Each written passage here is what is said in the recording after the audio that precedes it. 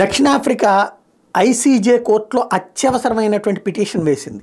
ఏమని అంటే international court of జస్టిస్లో ఇప్పుడు ఇజ్రాయెల్ ఇంతకుముందే పాలస్తీనాలోకి అడుగుపెట్టి అనేక మంది ప్రజల ప్రాణాలు తీసింది. దాని మీద మీ కోర్టులో మేము కేసు వేసాం, మీరు అది విచారణ కొనసాగిస్తున్నారు, జ్యూరిస్డిక్షన్ లేదన్నా సరే ఉందని మీరు ఒప్పుకున్నారు కదా. ఇప్పుడు అది నెక్స్ట్ స్టెప్గా రఫా మీద దాడికి వెళ్తుంది. పాలస్తీనాలో 10 లక్షల జనాభా ఉన్నటువంటి రఫా నగరం మీద దాడికి వెళ్తుంది.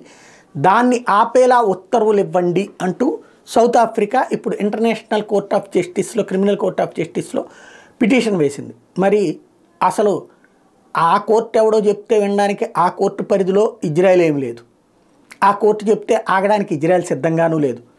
హమాస్ తీవ్రవాదులు ఏ కోర్టు మాటలు విని ఉగ్రవాదం చేస్తున్నారు, హిజ్బుల్లా వాళ్ళు ఏ కోర్టు మాటలు విని నిర్ణయాలు తీసుకుంటున్నారు, లేకపోతే హౌతీ తీవ్రవాదులు ఏ కోర్టు ఆదేశాల ప్రకారం వాణిజ్య నౌకల్ని దగ్ధం చేస్తున్నారు. తీవ్రవాదికి లేని కోర్టు మిగతా వాళ్ళకు ఉంటుందా? ఇది కామన్ సెన్స్ కంటే కూడా సౌత్ ఆఫ్రికా ప్రస్తుతం ఏదో లోక కళ్యాణం కోసం కష్టపడుతున్నానని భ్రమ కలిగే ప్రయత్నంలో తను భ్రమతో ఉండి ప్రపంచాన్ని భ్రమలతో తీసుకువెళ్ళేటటువంటి ప్రయత్నం చేస్తోంది.